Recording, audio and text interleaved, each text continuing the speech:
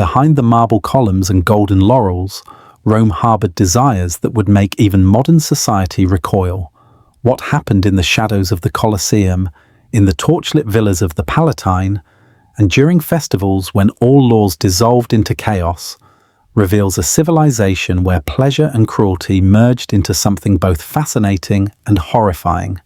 Before we pull back the veil on Rome's most forbidden secrets, take a moment to like the video and subscribe, but only if you genuinely enjoy what I do here.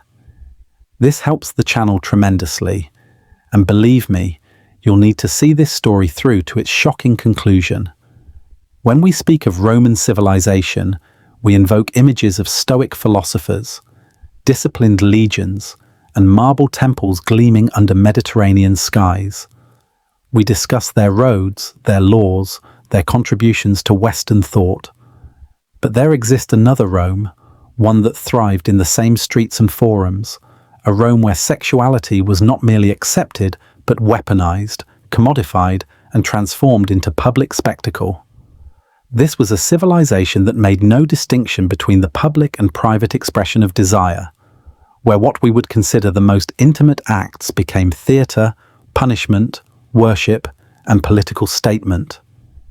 The Romans did not share our boundaries between sacred and profane, between acceptable and taboo. Their society operated under fundamentally different assumptions about bodies, pleasure, power, and shame. To understand Rome's public perversion is not to simply catalogue their excesses, though the excesses were staggering. It is to comprehend how an entire civilization integrated sexuality into every aspect of public life, from religious ritual to criminal punishment, from political power to popular entertainment. What emerges is a portrait of humanity unrestrained by the moral frameworks that would later define Western civilization. A society that pursued pleasure and wielded sexuality with the same engineering precision they applied to aqueducts and conquest. The darkest intersection of Roman public life occurred where execution met erotic spectacle, where the machinery of death was deliberately designed to incorporate sexual violation as both punishment and entertainment. This was not cruelty hidden in dungeons or carried out in darkness. This happened in broad daylight, before crowds of 50,000, in the same arenas where families brought their children to watch games and celebrate civic festivals. Condemned women faced fates that merged death with deliberate sexual degradation. Ancient sources describe women forced into the arena not simply to die but to be violated before their execution, their final moments transformed into public rape performed as justice and entertainment. The crime might have been adultery, treason, or refusing to renounce a forbidden religion. The punishment was designed to destroy them in every possible way before granting the mercy of death. Some were condemned to bestiality, forced into wooden apparatus, specifically engineered to position their bodies for animals. Roman craftsmen had designed and built these devices with the same precision they applied to aqueducts and siege engines, creating machinery whose sole purpose was to facilitate the public sexual violation of human beings by animals. The crowds who watched understood this as righteous punishment, as the appropriate fate for women who had transgressed Roman moral and legal codes. The irony was profound and apparently invisible to them. A woman condemned for adultery, for the crime of unauthorized sexual activity, would be punished through forced sexual violation performed as public theatre. Her body became a canvas upon which Roman authority painted its final lesson about power and submission, about who owned bodies and who had the right to use them. This was execution as erotic spectacle, death performed through sexualized torture, suffering deliberately crafted to titillate as well as terrify. Beyond the arena, Rome's criminal justice system incorporated sexual humiliation as a fundamental element of punishment across numerous crimes and contexts. The Romans understood instinctively what modern psychologists would later articulate, that sexual degradation represented a profound violation of human dignity, and they wielded this understanding as a weapon of state power. The practice was systematic, legally codified, and publicly performed with the full weight of Roman law behind it. Women convicted of adultery could be stripped naked and paraded through Rome's streets before execution or exile. The exposure was not incidental to the punishment, but central to it.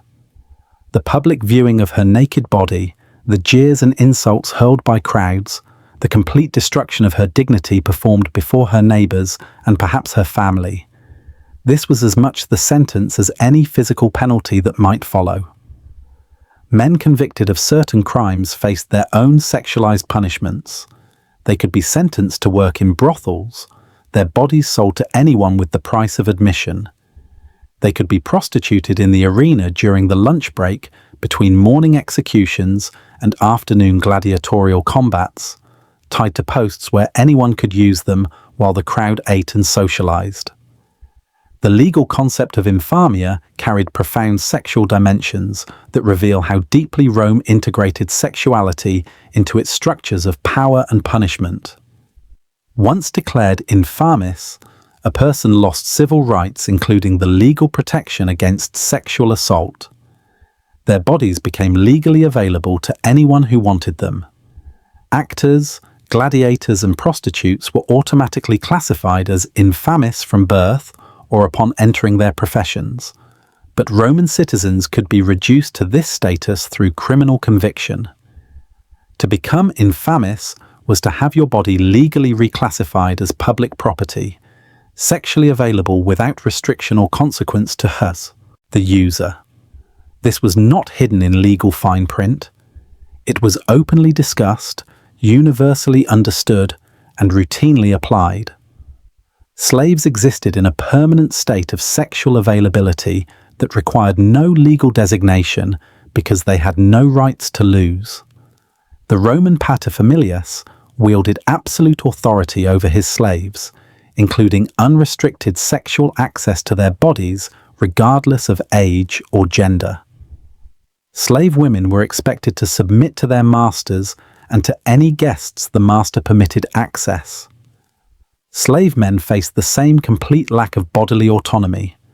Masters discussed these arrangements openly at dinner parties, poets referenced them casually in verse, and comedies built jokes around the sexual use of slaves as though commenting on the weather. This was not whispered about or hidden. It was woven into the fabric of daily Roman life as an unremarkable fact of existence. The gladiatorial games that defined Roman public entertainment held sexual dimensions that extended far beyond simple combat. The arena was a space where violence and eroticism merged, where the proximity of death seemed to heighten sexual charge, creating a spectacle that satisfied multiple appetites simultaneously. Gladiators themselves occupied a paradoxical position in Roman society, simultaneously despised as infames without legal standing and desired as objects of intense sexual fantasy. Their bodies, trained to kill and displayed semi-naked in the arena, became objects of obsession for Romans across the social spectrum.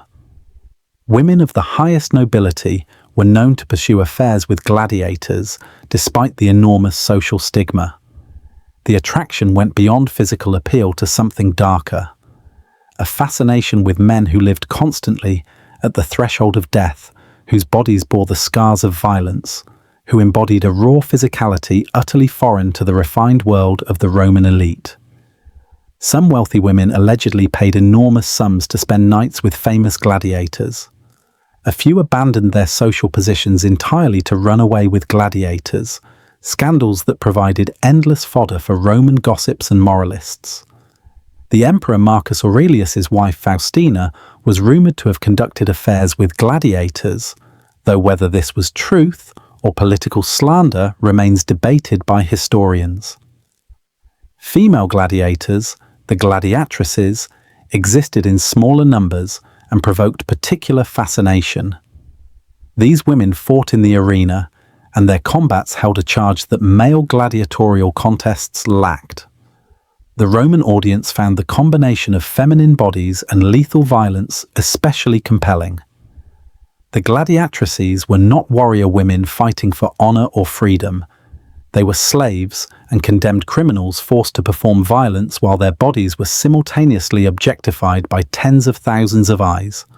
The Emperor Domitian particularly enjoyed these spectacles and sometimes staged them by torchlight at night, the flickering flames adding theatrical drama to the sexual undertones that needed no enhancement. The games themselves occasionally featured explicitly sexual punishments performed as part of the entertainment. Condemned criminals of both sexes were sometimes forced to copulate in the arena before their executions, their most intimate acts transformed into public performance. Others were matched in grotesque parodies of mythological scenes that had sexual content. A woman might be cast as Pasiphae, who in Greek myth coupled with a bull, and Roman engineers would construct apparatus to make the myth horrifyingly literal. A man playing Attis would be castrated before the crowd, his mutilation performed as theatre. These executions were not quick or merciful. They were productions where sexuality and violence intertwined, where the audience consumed degradation and suffering that merged the erotic with the fatal.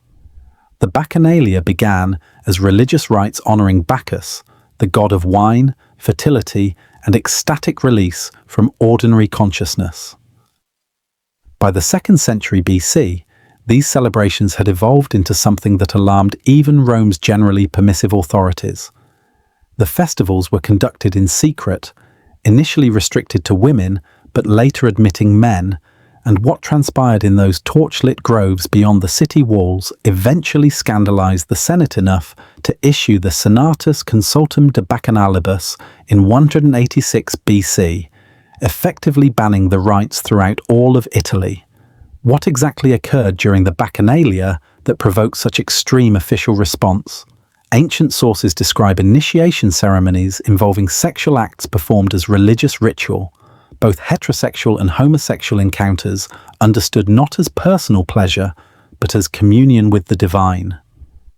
The boundary between worship and orgy dissolved entirely under the influence of wine, darkness, and religious fervor. Participants entered altered states where normal social hierarchies and sexual restrictions ceased to exist. The rites allegedly included the violent initiation of young men through rape, both by women in positions of religious authority and by other male participants, acts framed as necessary spiritual transformation rather than assault. The Senate's investigation claimed to have uncovered a conspiracy of 7,000 participants, a number suggesting that the Bacchanalia had spread far beyond a small cult into something approaching a mass movement. The official response was savage. Thousands were arrested, many were executed. The rites were banned with rare exceptions requiring explicit Senate approval. Whether the accounts of what happened during Bacchanalia are entirely accurate or partially exaggerated by hostile sources seeking to justify the crackdown remains debated by historians. What seems clear is that the Bacchanalia had become something that genuinely threatened Roman social order, creating spaces where the normal rules of behavior, hierarchy, and sexual access were completely inverted. The Roman state could tolerate many forms of excess, but not ones that operated in secret and potentially undermined the fundamental structures of authority. The official response to Bacchanalia reveals something crucial about Roman attitudes. They did not object to sexual excess itself. The same senators who banned the Bacchanalia attended orgies in their own villas. What they could not accept was uncontrolled sexual excess that occurred outside their supervision, that crossed class boundaries in unpredictable ways, that might forge loyalties and bonds that competed with traditional Roman family and patron-client relationships. The imperial palace transformed from a seat of political authority into a stage for the most extreme demonstrations of sexual power. The emperors, wielding absolute authority over the known world, sometimes exercised that power in the realm of flesh with the same ruthless creativity they applied to military conquest and political purges. Their excesses were not private indulgences hidden from public view, but semi-public performances that demonstrated the essential truth of imperial power, that the emperor could do absolutely anything to absolutely anyone without consequence. Caligula allegedly transformed sections of the imperial palace into a brothel staffed with the wives and daughters of senators. He would invite the husbands and fathers to dinner, then send for their female relatives, taking them to adjacent rooms while the men remained at table, listening to sounds they could not prevent and dared not acknowledge. When the women returned, Caligula would sometimes critique their sexual performance in front of their humiliated relatives. Whether this is literal historical fact or propaganda from hostile sources, it was considered plausible precisely because it perfectly embodied the logic of absolute power. The emperor could take any body he desired. Husbands had no rights against him.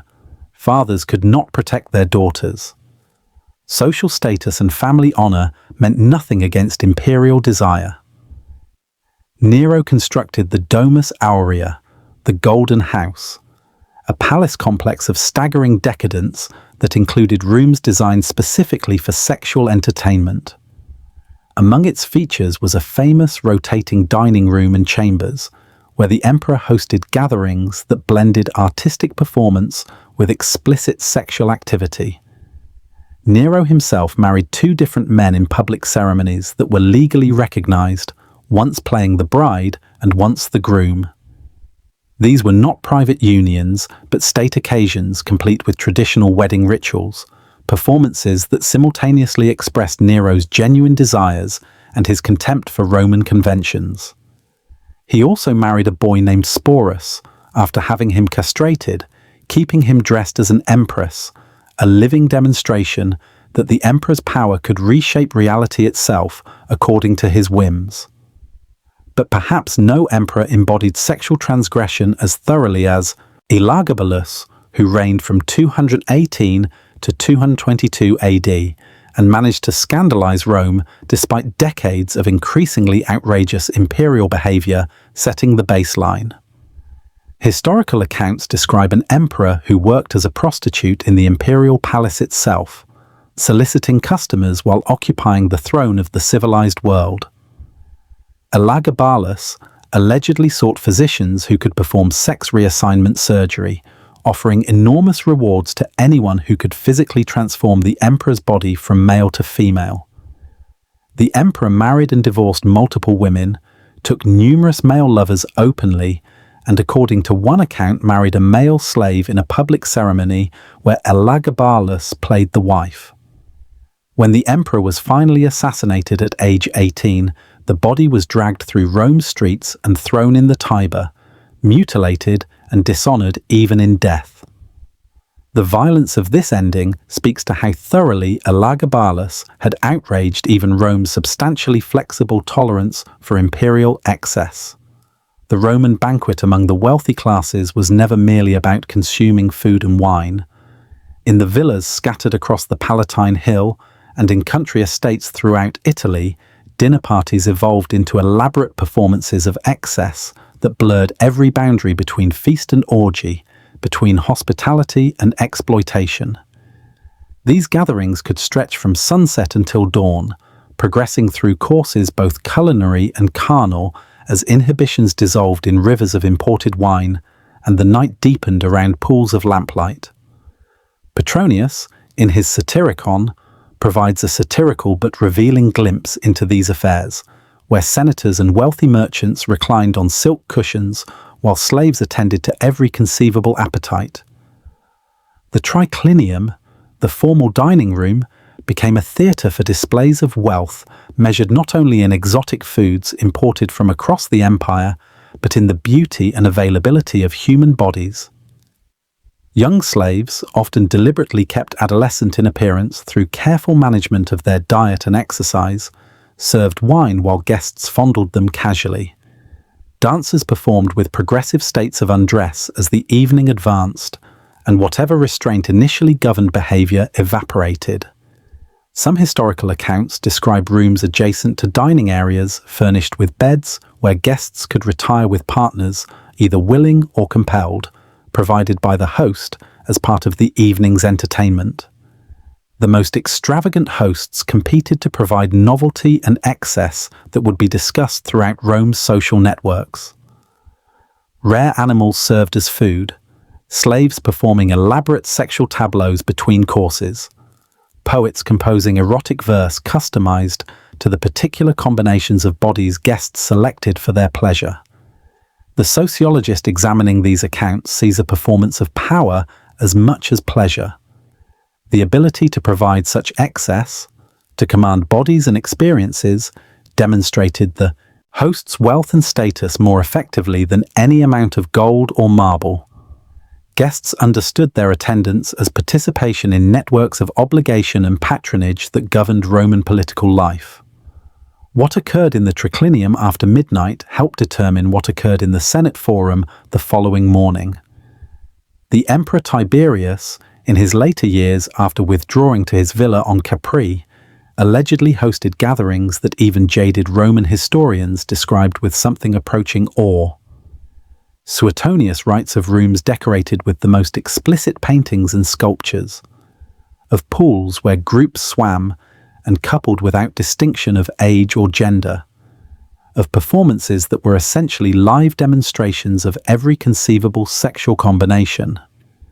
Young men and women, some barely past childhood, were trained in specialized roles for the emperor's amusement. Whether these accounts are entirely factual or partially the exaggerations of hostile Christian historians writing after the empire's conversion remains uncertain.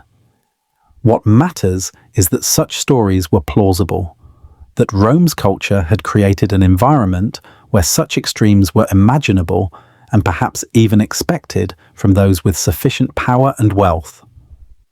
The relationship between sexuality and religion in Rome created a landscape where the boundaries between worship and prostitution dissolved entirely in certain contexts.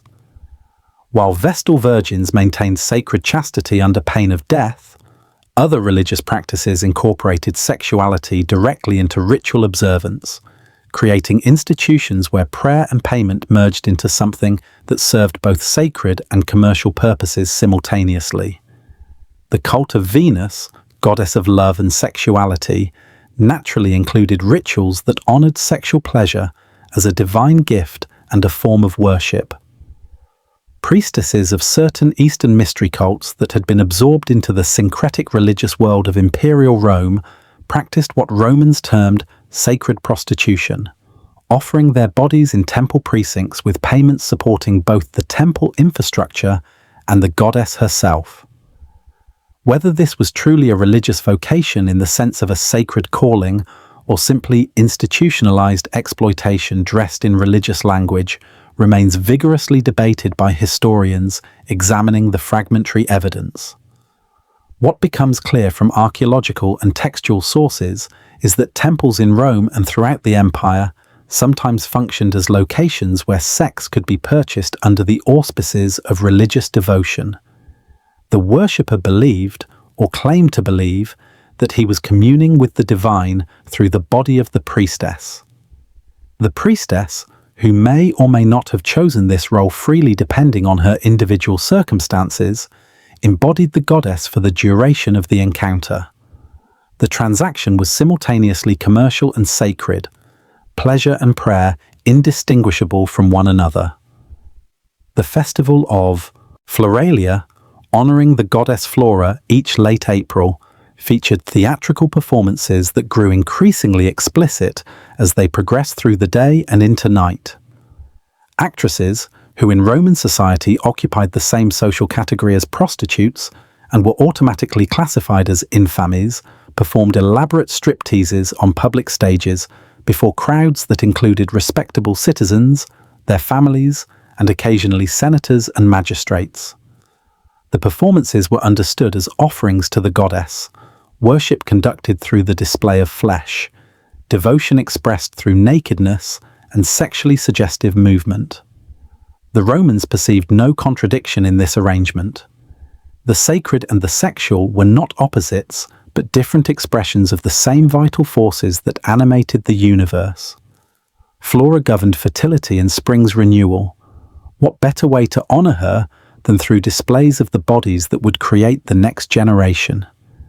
Rome's sexual landscape possessed its own detailed geography, districts and locations known for particular activities, creating a mental map that every Roman understood and navigated according to their desires, means, and social position.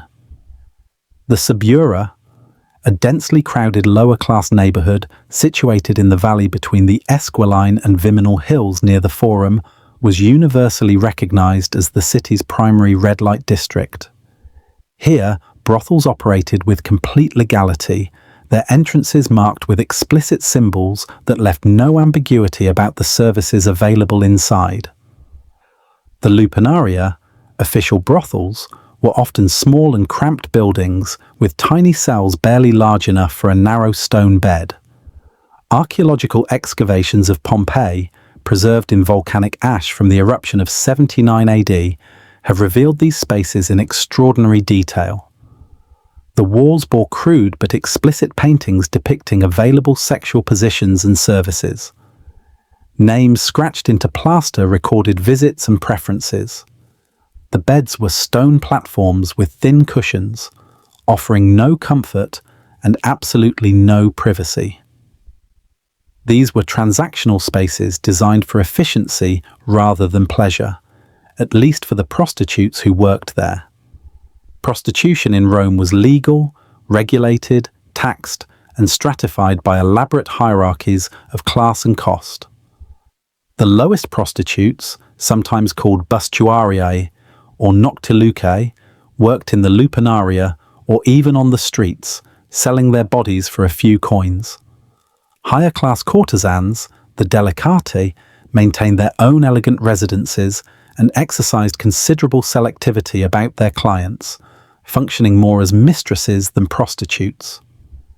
The meretresses occupied middle ground, more respectable than streetwalkers, but less exclusive than elite courtesans. Male prostitution existed alongside female in the same districts, with young men selling their bodies to other men in arrangements. Rome found unremarkable as long as the prostitute was a slave or foreigner rather than a citizen. On the Palatine Hill, where emperors built their palaces and the wealthiest Romans maintained their primary residences, a different sexual marketplace operated according to different rules. Here, sex was negotiated through social connections, political alliances, and patronage networks rather than direct payment. Beautiful young slaves were gifts exchanged between senators, tokens of favor and alliance whose value lay partly in their bodies and partly in the obligation their gifting created. Wives and daughters of ambitious families made themselves strategically available to powerful men, trading their bodies for political advantage that might benefit their fathers, husbands, or brothers. The Palatine's orgies were exclusive affairs requiring invitation and status, but they were no less transactional than the encounters in the Subura's cramped cells. Only the currency had changed from coins to influence, from immediate payment to long-term obligation.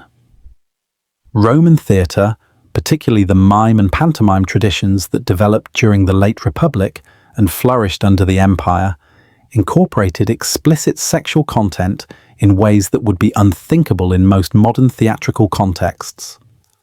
These were not subtle or metaphorical representations, but actual sexual acts performed on stage before audiences that included citizens from across the social spectrum. The boundary between theatrical performance and live sex show disappeared entirely in certain genres of Roman entertainment. The mimes were short, often farcical performances that frequently concluded with actors actually copulating on stage. This was not simulated or suggested. The audience expected and demanded real sexual intercourse as the climax of the performance, and actresses understood that providing it was part of their job. Mime actresses were assumed to be prostitutes, their theatrical work and sexual availability considered essentially the same profession. A woman who would display her body and perform sex acts on stage for the entertainment of strangers was obviously, in Roman logic, sexually available for private transactions as well. The Floralia Games featured a famous tradition where audiences would demand that mime actresses strip completely naked on stage and perform erotic dances. The philosopher and statesman Cato the Younger once attended a performance during the Floralia, and when he realized that his presence was inhibiting the crowd from making their usual demands for nudity, he left the theatre. His departure was announced to the audience, which erupted in cheers and immediately began calling for the actresses to strip. The crowd believed they had a right to see naked bodies performing for their pleasure. The actresses had no right to refuse. This was understood as normal theatrical practice, not exploitation or degradation. Pantomime dancers, who performed narrative stories through elaborate movement and gesture without spoken dialogue, often enacted mythological tales with substantial sexual content. The adultery of Mars and Venus caught in Vulcan's net. The seduction of Leda by Zeus disguised as a swan. The passion of Pasiphae for the bull. These were not abstract or symbolic interpretations, but physical performances that emphasized and often exaggerated the erotic dimensions of the myths. The dancers were celebrities who enjoyed fame and wealth, and their sexual appeal was absolutely central to their success. Emperors competed for the loyalty of famous pantomime performers, understanding that controlling popular entertainment meant influencing the Roman mob, whose support or opposition could determine political survival. Among Rome's many festivals, Saturnalia stood apart as a sanctioned period of controlled chaos, a time when the normal hierarchies and restrictions that governed Roman society were deliberately and temporarily suspended. Celebrated in December around the winter solstice, Saturnalia officially honored Saturn, the god of agriculture and time, but in practice it became a multi-day festival where social roles inverted and behaviors normally forbidden became not just permitted but expected. During Saturnalia, slaves could speak freely to their masters without fear of punishment. Gambling, normally restricted or illegal, became acceptable. Work ceased. The courts closed. War was postponed if possible. Romans exchanged gifts, particularly wax candles and small clay figurines. They wore the pileus, the felt cap that symbolized freedom, and gathered for feasts that could extend through entire days and nights. The atmosphere was one of liberation from the constraints that normally defined proper Roman behavior. While not explicitly or exclusively sexual in its official religious character, Saturnalia created an environment where transgression was not just tolerated, but encouraged as part of the festival's purpose. The temporary dissolution of normal social boundaries opened spaces for sexual encounters that would be impossible during ordinary time. Masters sometimes gave their bodies to their slaves during Saturnalia, a temporary inversion of the sexual hierarchy that normally flowed only downward from master to slave. These were not permanent changes, but pressure releases, brief periods of chaos that paradoxically reinforced normal order by allowing its controlled violation. The festival's safety lay in its limitations. Saturnalia lasted several days, never more than a week. Everyone understood that when it ended, normal hierarchy would resume. The slave who spoke freely during Saturnalia would return to obedience afterward. The gambling and drinking would stop. The inversions would reverse. This made the chaos tolerable and even useful to the Roman state. By providing a sanctioned outlet for impulses that might otherwise challenge social order, Saturnalia helped maintain that order. It was revolution as theatre, transgression as ritual, chaos carefully contained and controlled to prevent genuine disruption. What united all these disparate elements of Roman sexual culture was a fundamental difference in how Romans conceived of sexuality itself compared to the frameworks that would later dominate Western civilization.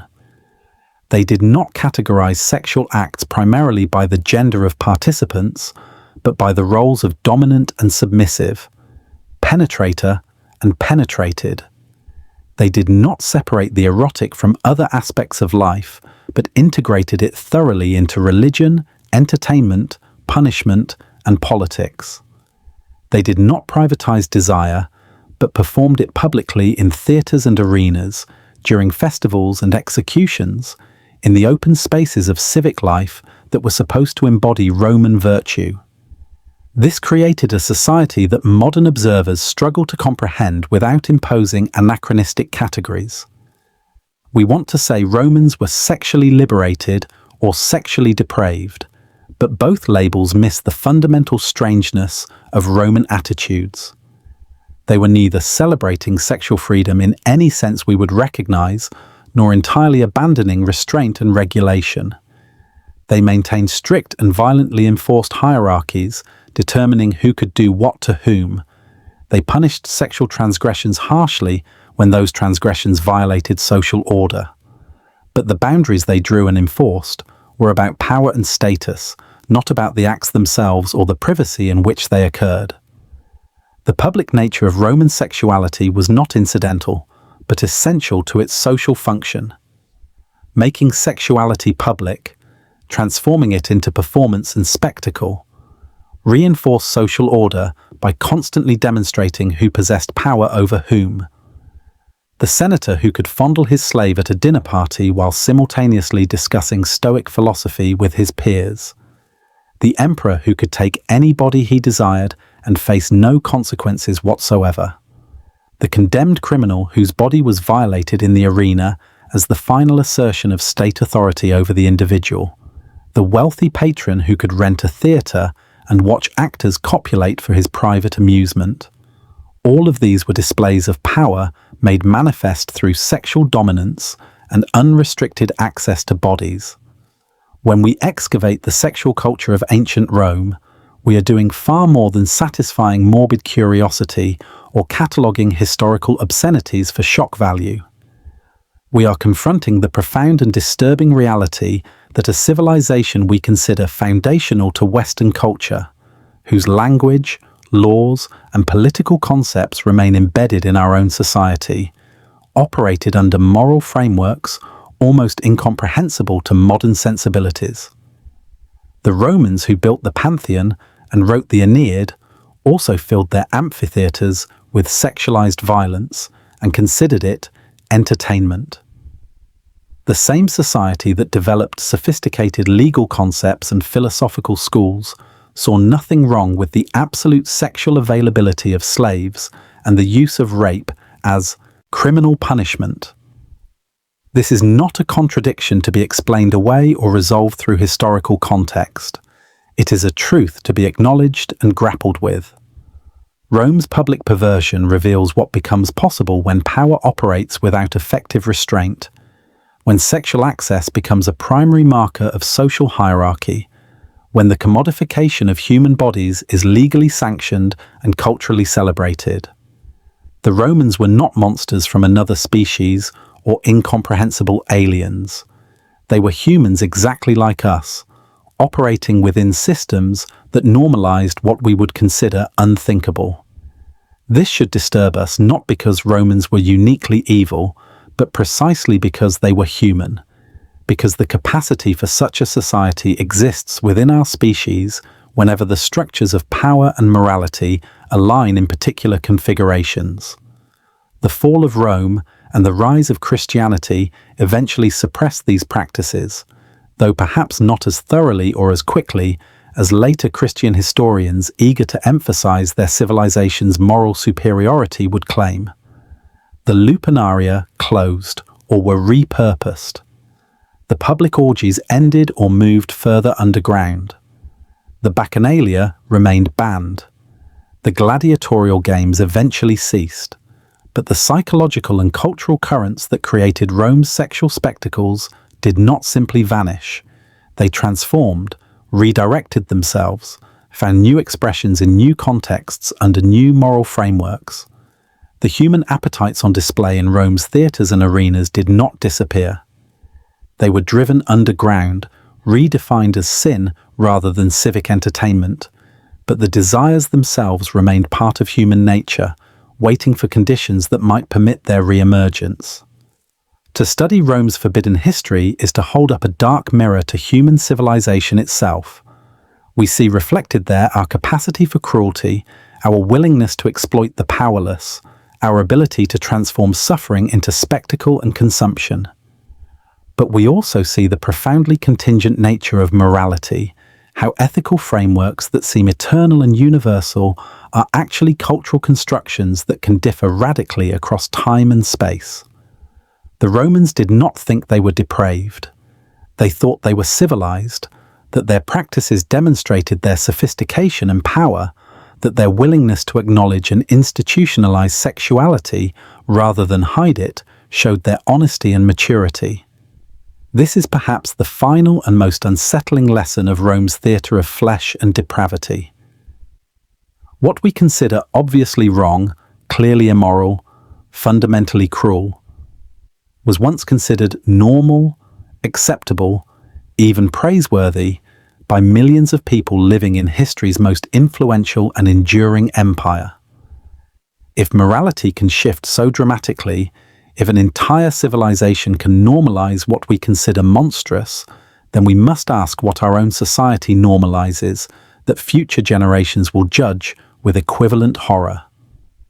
Rome's ruins stand as monuments not just to imperial glory, but to the malleability of human conscience, the ease with which we can adapt to systems that exploit and degrade, and the eternal human capacity to find entertainment in the suffering of those we deem beneath our concern. The Colosseum still stands after 2,000 years, and so do the questions it forces us to confront about ourselves.